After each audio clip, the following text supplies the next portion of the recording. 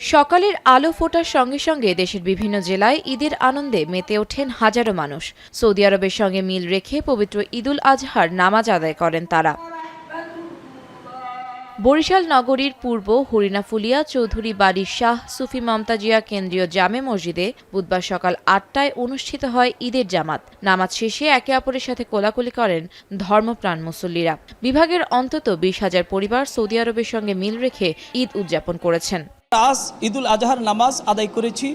যেহেতু গতকালকে হজ পালিত হয়েছে সৌদিতে, সারা বিশ্বের মুসলমান ওখানে উপস্থিত হয়েছে, সবাই হজ পালন করছে।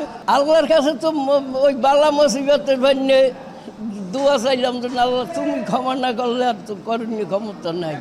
চট্টগ্রামের চন্দনাইশ ও সাতকানিয়ার প্রায় ৬০টি গ্রামেও উদযাপিত হয় ঈদ। কয়েকশো বছরের পুরনো নিয়ম অনুসারে জাহগিরিয়া শাহ সুফি মমতাজিয়া দরবার ও সাতকানিয়ার মির্জাখিল দরবার শরীফের অনুসারীরা এদিন ঈদ উদযাপন করেন। সকাল ৮টায় অনুষ্ঠিত হয় ঈদের জামাত। নামাজ শেষে দেশ ও জাতির শান্তি সমৃদ্ধি কামনায় বিশেষ মোনাজাত করেন মুসল্লিরা।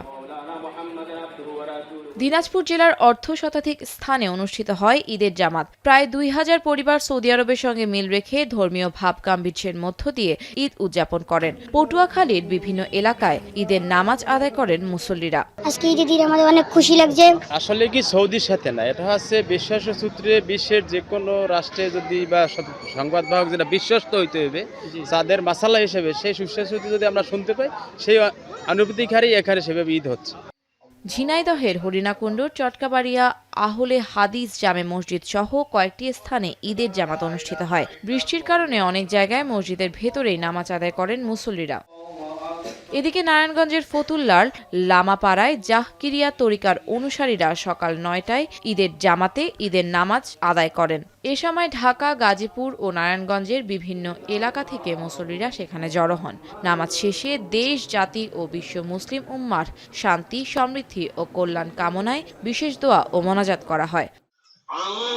এছাড়া চাঁদপুর, সাতক্ষীরা, মৌলভীবাজার, চাঁপাইনবাবগঞ্জ সহ দেশে আরও কয়েকটি জেলার বিভিন্ন গ্রামে সৌদি আরবের সঙ্গে মিল রেখে পালিত হয় ঈদ। ঈদের নামাজ শেষে পশু কোরবানি দেন মুসল্লিরা।